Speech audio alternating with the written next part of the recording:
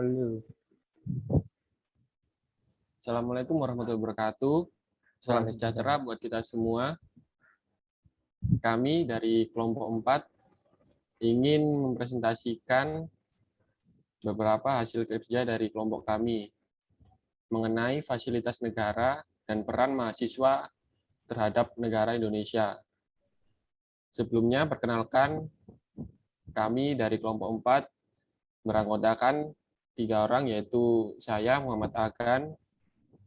Untuk selanjutnya, Saya Vigo Sandy. Dan saya Alia Rosa. Untuk selanjutnya, materi yang pertama akan dijelaskan oleh Mas Vigo Sandy. Monggo, Mas Vigo.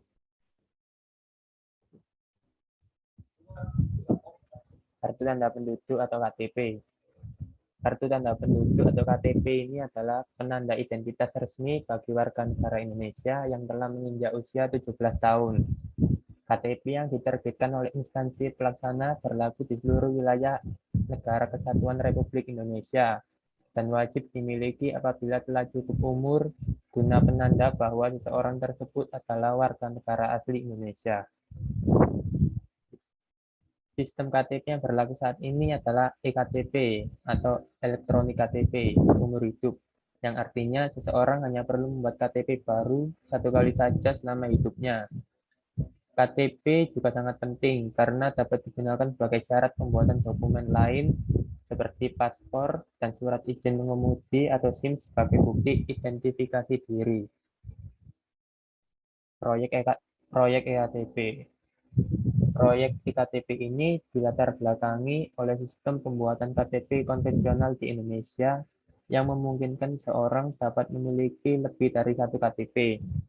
Hal ini disebabkan belum adanya basis data terpadu yang menghimpun data penduduk dari seluruh Indonesia.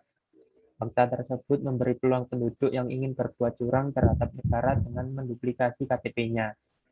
Berikut beberapa di antaranya yang digunakan untuk hal-hal seperti menghindari pajak, memudahkan pembuatan paspor yang tidak dapat dibuat di seluruh kota, mengamankan korupsi, dan menyembunyikan identitas, seperti misalnya oleh para teroris.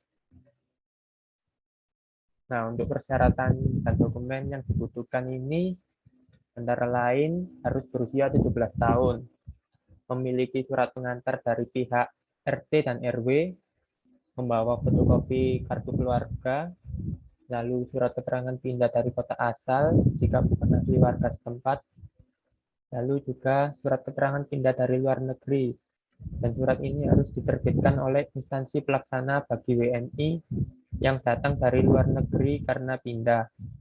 Dan yang terakhir, datang langsung ke kantor kelurahan. Di sini pembuat akan diambil fotonya dan melakukan sidik jari. Untuk selanjutnya bisa dilanjut.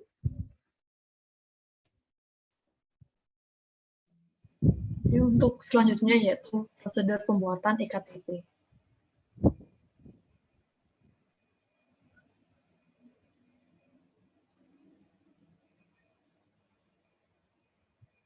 Untuk yang langkah pertama yaitu fotokopi dokumen-dokumen yang dibutuhkan. Pertama, setelah mendapatkan semua dokumen yang tadi, itu pembuat harus menggandakannya.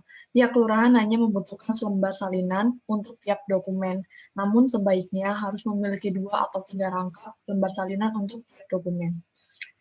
Untuk langkah kedua, datang ke kelurahan. Pembuat harus datang sendiri ke kantor kelurahan, tidak dapat diwakilkan. Setelah itu, mengambil nomor antrian untuk menunggu dilayani. Biasanya pihak kelurahan membuka layanan pada jam 8 sampai jam 3 sore. Untuk langkah ketiga, penyerahan dokumen. Tunggu hingga nomor antrian atau giliran dipanggil, lalu serahkan salinan dokumen yang sudah disiapkan kepada pihak petugas kelurahan. Langkah keempat, foto dan sidik jari. Setelah penyerahan dokumen, pembuat akan dipanggil untuk melakukan pas foto, kemudian petugas akan melakukan pengambilan sidik jari. Jika semua proses sudah selesai, akan diberikan surat pengantar untuk pengambilan EKTP nanti, ketika sudah selesai dari proses pembuatannya. Surat ini juga bisa menjadi mengganti kartu identitas sementara selama menunggu pengambilan EKTP. Semua proses pembuatan EKTP di kantor kelurahan hanya butuh waktu 30 menit sampai 1 jam, tergantung panjang antriannya. Sedangkan untuk pengambilan EKTP bisa dilakukan dalam 14 hari kemudian. Lalu selanjutnya saya akan menjelaskan feedback.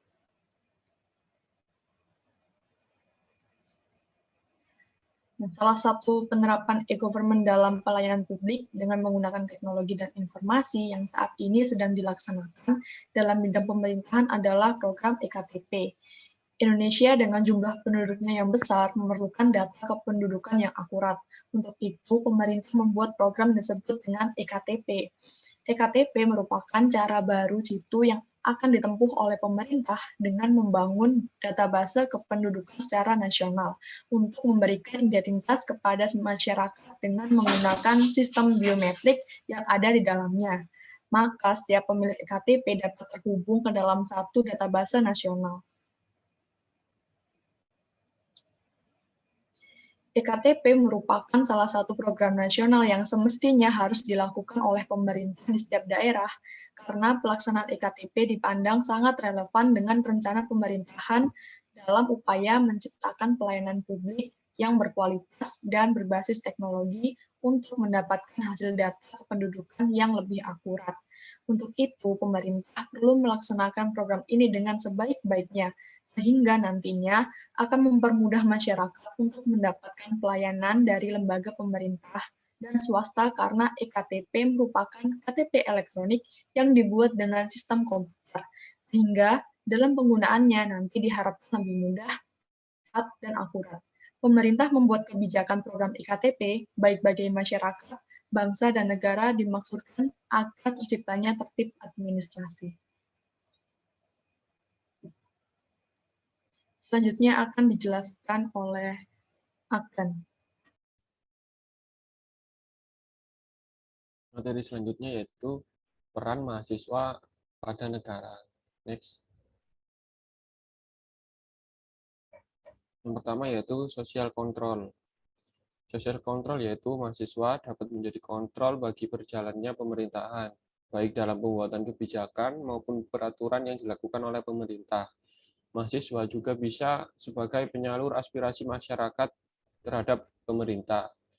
Aspirasi ini bisa dilakukan oleh mahasiswa dengan salah satunya yaitu demonstrasi. Tetapi demonstrasi yang dilakukan harus sesuai dengan peraturan dan tidak anarkis, serta tidak merusak infrastruktur maupun sarana dan prasarana yang ada. Next. Yang kedua yaitu change. Change di sini yaitu sebagai kaum intelektual, peran mahasiswa sangat dibutuhkan dan penting dalam perubahan bangsa. Mahasiswa dapat merealisasikan teori dan yang dipelajarinya di kampus. Terhadap masalah yang terjadi di masyarakat, mahasiswa juga harus berpikir kritis dan menyelesaikan masalah yang ada di masyarakat dan memberikan solusi. Selain itu, mahasiswa sebagai kaum intelektual adalah generasi penerus bangsa yang meneruskan dan menggantikan generasi sebelumnya untuk melakukan perubahan bangsa ke arah yang lebih baik dan maju. Next. Yang ketiga yaitu Iron Stack, yaitu mahasiswa sebagai penerus atau aset cadangan bangsa untuk melakukan perubahan. Selain itu, mahasiswa adalah harapan bangsa untuk meneruskan perjuangan di masa depan. Sebagai golongan muda, pasti pada waktunya akan menggantikan golongan tua, baik pada organisasi maupun pada pemerintahan. Oleh karena itu, sebagai mahasiswa sudah seharusnya kita mempersiapkan diri sebagai garda penerus perubahan bangsa di masa depan. Mahasiswa dituntut untuk berperan lebih, tidak hanya bertanggung jawab sebagai kaum akademis, tetapi di luar itu wajib memikirkan dan mengembangkan tujuan bangsa. Next. Yang keempat yaitu agent of change. Mahasiswa berperan di dalam melakukan perubahan terhadap kondisi bangsa. Saat ini bangsa kita sedang mengalami kondisi terburuk. Dari segi ekonomi kita melihat masih banyak rakyat Indonesia yang hidup di di bawah garis kemiskinan. Kesenjangan antara si kaya dan si miskin sangat jelas terlihat sekali. Dari segi politik, kita melihat banyak pejabat yang melakukan korupsi. Mereka sibuk untuk memperkaya diri sendiri dan melupakan amanahnya untuk mensejahterakan rakyat. Sungguh ironi, memang Indonesia merupakan negara yang kaya dengan sumber daya alam yang dimilikinya, tetapi untuk mensejahterakan kehidupan rakyat saja, negara ini belum mampu untuk melakukannya.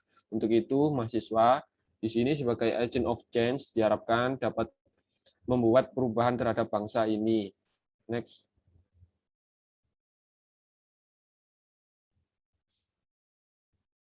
Untuk kesimpulan, peran mahasiswa bagi bangsa dan negara ini bukan hanya duduk di depan meja dan mendengarkan dosen berbicara, kan tetapi mahasiswa juga mempunyai berbagai perannya dalam melaksanakan perubahan untuk bangsa Indonesia. Peran tersebut adalah sebagai generasi penerus yang melanjutkan dan menyampaikan nilai-nilai kebaikan pada suatu kaum, sebagai generasi pengganti yang menggantikan kaum yang sudah rusak moral dan perilakunya, dan juga sebagai generasi pembaru yang memperbaiki dan memperbarui kerusakan dan penyimpangan negatif yang ada pada suatu kaum. Terima kasih. Sekian untuk presentasi dari kelompok kami. Kami mengucapkan mohon maaf jika ada salah kata. Wassalamualaikum warahmatullahi wabarakatuh. Waalaikumsalam warahmatullahi wabarakatuh.